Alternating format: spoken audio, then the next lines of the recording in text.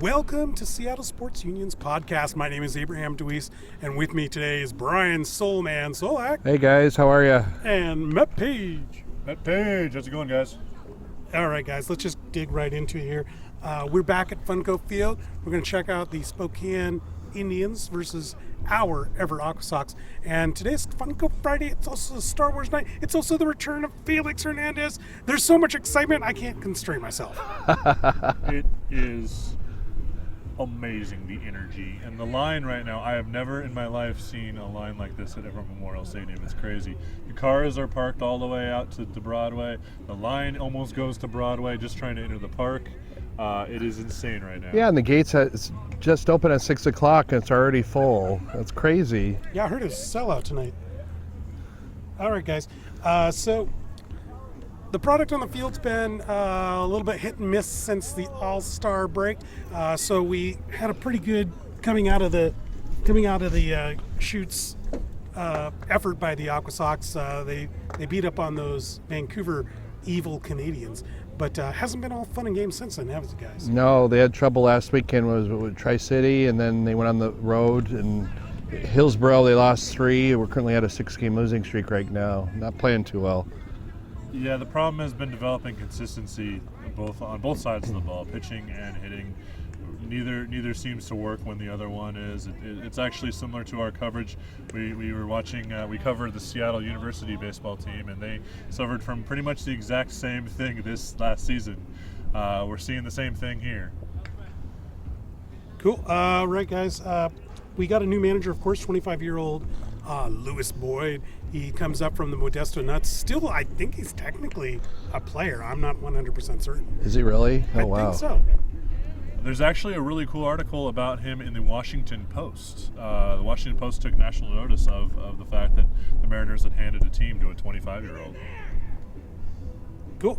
Is he still a player? Do you know? No, he's the manager. Okay, so he's officially all management, no player manager type atmosphere from this guy. What have you guys seen from him, or is it too early to tell? In my opinion, I do see the energy does connect with the younger kids, but it's going to take time for everything to mesh or gel together, I guess I'm trying to say. Yeah, it's far too early to tell at this point. He's definitely obviously getting a flyer the rest of the season. Honestly, if I was Everett, what do you got to lose? I'd keep him for next season too. Cool. All right, guys. I want to move into Major League Baseball trades because the trade deadline just happened 2 days ago. And what did we see? We saw the Seattle Mariners ship a couple of relievers off to those Washington Nationals, and then Mike Leake off to the Diamondbacks of Arizona A. Yeah, I think we actually got a pretty good haul. Royanus Elias. I like Elias, so. I'm sorry, I'm terrible at names. Yes, you are. Yeah, we traded him and Hunter Strickland, who apparently Abraham had forgotten we even had on the team, who has been out since like April 4th or something like that. Only pitched about 4 innings for the team anyway. He had originally been signed as a flyer for potentially selling him at the deadline anyway, so that worked out well. We got 3 pitchers total. We traded those 2 plus Mike Leake, and we got 3 pitchers and 1 utility guy back. I think the new 2 of the pitchers slotted in at like the 22nd and 27th ranked prospects in our system. So we got some live arms in return, mostly lefty specialists from the looks of it. Yeah. The utility player is kind of intriguing because he's a rookie level ball, but he both pitches and hits. He's a both side of the ball player. Soulman, what do you evaluate these trades as? You like him? You hate him? I'm on the fence right now. It does add depth to this team, but is this one of those where you have to? What did we give up? We didn't give up that much, I guess. I'm trying to say. I agree with what you're saying, but we've still got a lot of needs for this ball club, so it's really hard to judge. I'm glad these guys are gone. We got something for nothing, I guess. All right, what do you guys think about the real trades that happened, though, out there? There were a couple of whoppers, weren't there? I think the Houston Astros just bought themselves a World Series berth from the AL. I'm sorry, Brian, and your Boston Red Sox. It's okay. I mean, holy crap. Zach Greinke, after the wire, pretty much. Like, yeah. they had submitted it, but it came out after 4 o'clock, the deadline. And looking at it, Arizona got quite the haul. I mean, they got a fair value in return. But wow, did Houston? They didn't have to spend their top 2 prospects, and they got themselves Greinke for the next 2.5 seasons. And you might as well mark them in the World Series. Unless they choke, that's a given, in my opinion. Any other trades you guys liked out there? Real quick, do you think there's going to be a rematch in the World Series now? With the Dodgers? With the Dodgers? Yes, I do. 100% guarantee. I would bet money on that. All right. If I had money, but... If you had money, all right. As far as the other trades go, there weren't too many other real surprises. I think the surprising move was made before the deadline, which was Cincinnati picking up Trevor Bauer. They're building for next year, and so they're thinking on the next level, and I like that. I think that's a good sign. That means it's smart management. They're looking ahead. That was a good trade. I think Atlanta Braves got a good deal too. They added to their bullpen. They got Shane Green from Detroit, and they got what's his face from San Francisco, their closer Millinson. And I think that's going to help them win the division. They're not going to go to the World Series, but they're going to win their division for sure. Well, that'd be hilarious if they did go to the World Series. Just to prove you two wrong, which I'm always a fan of. I'm a big fan of that. Hey guys, so I want to wrap up with one question about trades in Major League Baseball. There's no longer the waiver wire August. That's gone away. We've now seen 2 seasons where July 31st means the end of all trades. You against it? You like it? What do you think? Well, this was the first year. This was the... Last year they had to. No, there was the August deadline last year. They did have it last year, yeah. Brian Dozier was acquired. Well, answer the question. I kind of like it. What it does is it assures down the stretch run, only the deepest teams will make it. And the added complexity is next season, they're reducing the September call-up roster to 28, not 40. You won't be able to expand your roster to 40. I don't like that at all. I got a huge problem with that. Yeah. That creates a problem with teams that are trying to rebuild. You don't get a chance to get your up-and-comers some experience. True, but at the same time, it really tests the depths of the playoff teams. You don't have... Yeah, it does. I mean, I'm not disagreeing that it does or doesn't. I'm saying I don't like it. I don't care about the playoff teams. What I'm talking about are the teams like the Royals, and the Mariners. Let's talk about our Mariners, who need players to get some darn experience, and they're not going to be able to get it. For sure, they're doing that next year. That is confirmed. It's 100%. It's happening. Disagree. The reason why you don't care about the playoff teams is because you live in Seattle. Hold on. Let me finish the point. He wants to try to take the microphone away from me. The reason why, that's why. But when the Mariners in 5 or 6 years, maybe, I don't know, whenever they finally, at some point, it's the gods are bound to look on us favorably, and we will actually have a playoff team at some point in the next 30 to 70 years. When we're back in the playoff hunt, then your mind will be flipped. Brian? I'm trying to watch my language right now. I think that's stupid that they're doing that. Oh, I thought you meant you're going to watch your language about what you think of Matt. Yeah, okay. I was like, let it fly. Touche. Let it fly. It's not right what they're doing. The 40-man roster has been a thing for years. It's a big deal about these stupid playoff teams. They're going to... If they're that good enough of a team, what's the matter if they're going to have 40 players or 28 players? It has to do with the players' union. The players' union wanted it. They don't like the fact that some of the veterans then don't get enough playing time continuously to stay in the groove. But that's stupid. They sit some of these guys once they clinch the division anyways. I think that's stupid. No, I hate it when you get to these kind of things where, for example, the designated hitter, I know that I would like the National League to stay boring and not have it. But the Players Union's trying to desperately get that through so they can get one more position player paid. Well said. Yeah, and that way it can lengthen the careers of more players. Although the problem is right now, if you look around the league, the American League specifically, where they have the rule, how many are dedicated real DHs? How many teams have dedicated real DHs? Like they only play DH, and how many of those are actually having their career extended? Quite a few are having their career extended, but what you're talking about There's only are like good. 4. there's only like 4 actual full-time DHs. Understood, but you have a lot of teams giving people a break and extending their career by not having them field a position. Absolutely. Yes, to a certain extent. I understand that that's an advantage that the position offers, but what I'm saying is right now across the league, it's not really being used that way. Well, I don't really. That's not the interesting part of this. Is the interesting part of this is that the players are dictating the rules, and it's not has nothing to do with safety, has nothing to do with anything other than making more cash. Yep. A bunch of bull. Well, you know what? That's the job of the players' union. They're always going to advocate for the players. So, I just told you. I don't like them. I don't like them trying to push this kind of agenda where it's like about That's making wrong. more cash and then improving the quality of the play on the field. Then go join the negotiations on the side of the commissioner's office. We will. I don't need to. The commissioner's just as corrupt as the union. Yeah, pretty much. I'll agree to that. Anyway, God, look at let's switch sports. This is aggravating. I'm getting annoyed at Matt. What can we get annoyed at? when do you not get annoyed at that? Good point. All right, Brian, you had some questions for us about football. Yes. Seahawks, they're going to be playing the LA Rams twice this year. What's your first opinion about the Rams going into 2019? All right, so last year the LA Rams had Super Bowl run. First 10 games of the year, they looked completely unstoppable.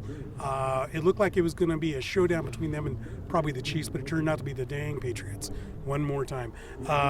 And a crazy thing happened on the way to the Super Bowl. Todd Gurley started suffering from with his arthritis, I believe. Just started having problems with his wheels, and it's a situation where this is not going to go away for them. And when they got into the game against New Orleans, when they got into the game against the Patriots, the lack of Todd Gurley, him being the man, just utterly failed him. Yeah, I mean, when you don't have that feature back, when you lose such a big tool, it's devastating to the offense. You lose an entire dimension, and then they didn't really have a backup plan.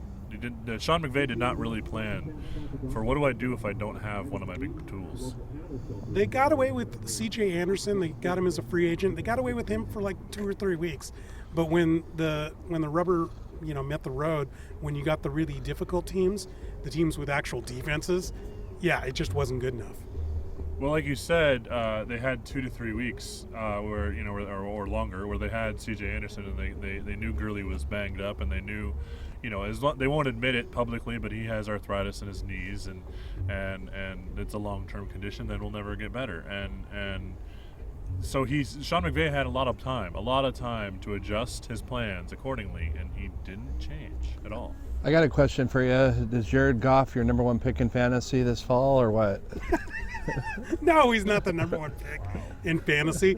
Although one could argue that he would be a safe pick because the way fantasy's going, you don't tend to draft quarterbacks in the first round. So if you're not the top 2 or 3 quarterbacks in the league, you might as well just pick up Goff. If you don't get one of the top 2 or 3, you might as well pick him up later. I'd say 4th round safety pick. Really? Okay. Yeah, maybe. Depends upon the league you're in. Some leagues highlight quarterbacks a lot more than they do everyone else. Some leagues it's really good to have receivers. Some leagues you want to have that stable running back core. It depends upon the league. But in general, I would see him usually probably 3rd, 4th, 5th round area as a kind of a safety fallback pick. Taking Gurley out of the picture, can Goff lead this team back to the promised land? Has he got enough weapons? Oh, Goff's got a ton of receiving weapons. It's just the running game that it's a very one-dimensional team without Gurley. He's got Brandon Cooks, he's got Cooper Kupp, and he has Robert Woods, Brandon Cooks. And those receivers, I mean, are you going to find 3 better receivers on one team? No, it's top-notch, especially Kupp, who is underrated on the national level, in my opinion. He doesn't get enough credit. Their passing game suffered when he went down in week 6 or something like that last year. Yeah, it's a one-dimensional running game. I don't know who they got. We discussed it before. We've talked about it before, but they got somebody. They picked somebody off the scrap heap who's going to be the C.J. Anderson equivalent, but doesn't impress me. And I don't know what you do with Todd Gurley and arthritis in the knees. I mean, there's not much you can do. Yeah, I forget the name of the free agent that they got as well, but they did pick up Darrell Henderson from Memphis. You and I were talking about him, Matt. I never heard of him, and I can't say I watched enough of Memphis football to even remember anything about this guy. He's a home run hitter. He's got the speed. I liked him. I think you were saying, Brian, you saw him in the bowl game. I did. He tore it up. He was phenomenal. I like the kid. Give him the right blocking. Maybe he's Gurley's replacement. Quick question about Kupp. What's your infatuation with this guy besides that he went to your alma mater? Seriously. Infatuation? You didn't just ask me this. I did. I want to know. I want to know why he's so good. Why do you like chocolate? I don't like chocolate. Okay, well, wrong question. Then why are you here? Get out. Why do I like beer? Maybe. Why do you like beer? Exactly. Because it's good. Because Cooper Kupp is good. Cooper Kupp is great. He's obviously I got my undergrad at Eastern Washington University. He went there, so he's probably one of the most high-profile players ever to come out of Eastern. Him and Michael Ruse, the offensive lineman for the Tennessee Titans. He's a good guy. He's a farmer boy. There's a lot of connection to the community in him, and it's just fun to see those FCS guys. For me, I love it when guys from small colleges who aren't supposed to do anything end up taking over the world. Okay. Well, he also didn't he win the equivalent of the Heisman Yes. in one of his I think it was his junior Walter year. Payton. The Walter Payton Award. I think it was his junior year, not his senior year. At Eastern, we cover Eastern football, and we were there. We've seen him play live. He's just an amazing talent. He was also recruited and offered a scholarship at the University of Colorado. He turned it down to go to Eastern. Wow, I did not know that. And he's a wholesome dude. He's a good guy, and he's fun as hell to watch. And he's just not getting the notice.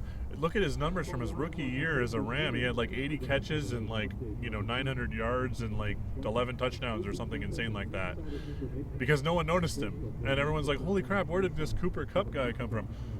Have you been paying attention to college football at all? I mean, this guy he's an electric talent. He's fun to watch. He's a great guy, and yeah, he went to Abe's alma mater, and that's why we noticed him. Besides Aaron Donald on defense, who do the Rams got? I mean, why are we excited? How can we be excited about their defense? Well, I mean, they got Clay Matthews coming in. They have Corey Littleton still, and they have a couple of head cases in Marcus Peters and Aqib Talib.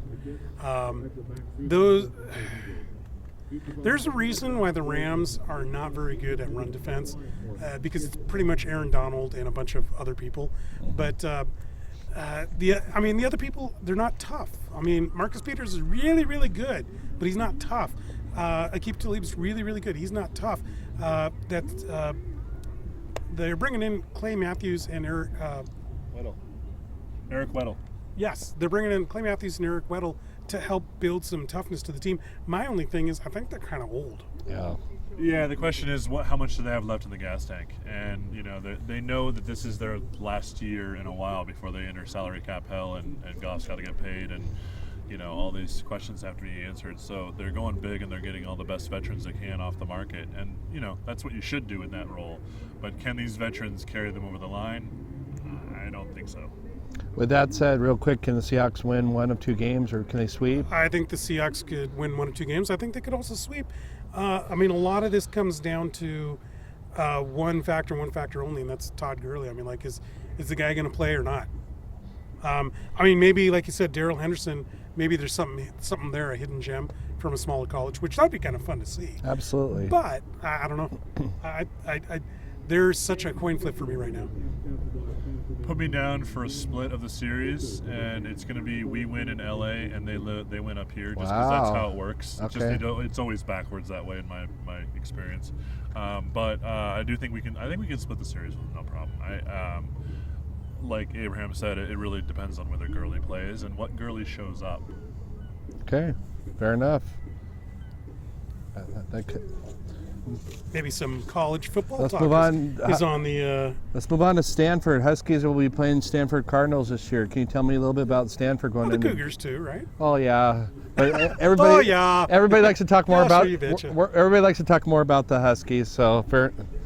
Who are those people? Oh, that's right. You're an Oregon Duck. Yeah, I'm a Duck. I don't need to talk about. Tell us about Huskies. Stanford going into the 2019 Going season. into Stanford with KJ Costello, the quarterback that I really can't even remember how he plays. He's kind of a nondescript insert player here quarterback, and Abraham is ticking and disputing what I'm saying. You're talking about the quarterback that had the best stats in the whole Pac-12 last year, and you're just poo-pooing him as if he were nothing? Yeah, because he's not going to go to the NFL. The point is not whether you go to the NFL or not. It's whether he can contribute this season. And he did a really good job considering their running game wasn't that great. I think the point is for him, since he's a collegiate player at that level in the Pac-12, he wants to go to the NFL. I think the point is to go to the NFL for him. But yeah, I get your point. Yeah, their rushing attack struggled last year because Bryce Love, who by the way was an idiot to come back for his senior year. I think we can all agree to that. Yeah. I'm seeing nods of the head. He was injured for most of the season. The guy who filled in for him, I am blanking. Oh, Cameron Scarlett, that's right. Mm-hmm. Cameron Scarlett filled in for him for a fair bit and will probably be the main running back this coming year. He's a decent running back. He's nothing special. He's not on the same level as Bryce. On offense, the only thing special they have is their tight end, who is yet another of the 47 NFL caliber tight ends that Stanford likes to produce and produces every single year, and that's Parkinson. Colby Parkinson. He's an amazing talent. He will go in the NFL draft, but that's probably he might stick around for one more year after this one. How tall is he? Just curious. They seem to be like 6'7", 6'7". Wow. Okay. Yeah, I got to see Parkinson. He wasn't even really the main tight end last year, but in games that I watched Stanford play in, he made a name for himself. I forgot who got drafted from Stanford, but they say this Parkinson guy is better. Oh yeah, no, Parkinson is an amazing talent, and like I said, 6'7", dude can fly too. He I don't know what it is about Stanford, what they feed their tight ends there. They all are just amazing talents. They all go on to the NFL. They all do really well at the NFL level, and they're just continuing. Maybe David Shaw is just the tight end wizard, I guess. I don't know, but overall, offensively, they aren't anything real special. They're going to move on from Bryce Love, and that's a huge hole. And they're going to have to develop some consistency. Is David Shaw a good coach? Is he the reason why they continue to have these 9-10 win seasons? David Shaw is exactly what you need at Stanford. Okay. This is a guy who wins 9-10 games every year. This is a guy who always seems to put together a strong defense, although I don't think this year is going to be that great of a defense for him, but he seems to always put together a strong defense, and he plays a kind of football. Think of the Seattle Seahawks. He plays a style of football that other people aren't playing, and it kind of rattles some teams. They're a bad matchup for almost every Pac-12 team. Okay. Yeah, I'm remembering the days of Toby Gerhart and that physical line against Oregon when Oregon was on top of the world, and they went up against Stanford, and Toby Gerhart just destroyed that Oregon defensive line. The offensive line on Stanford, they grow them big. They play on the farm, and they must get some farm boys on their offensive line, and they build it. They play a very physical game both on offense and defense. And like you said, Shaw is perfect for them. 8-9 wins every year, sometimes more, sometimes never really less than 8 wins. And he's been very consistent. He's been very good for them. And for an academically focused school, I think that's like their best possible outcome.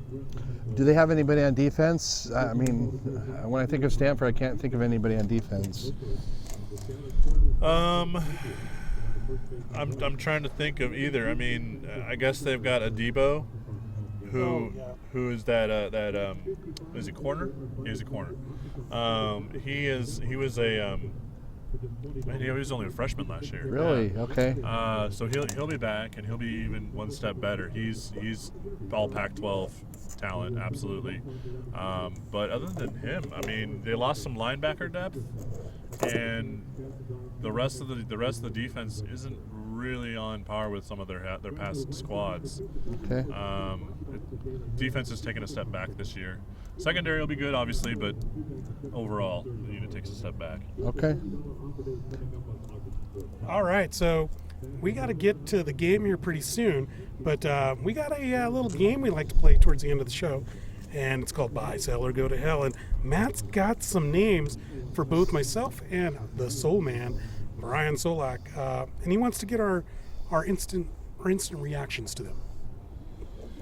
All right, so it's called Buy and Sell, or What the Hell, or Go to Hell, whatever.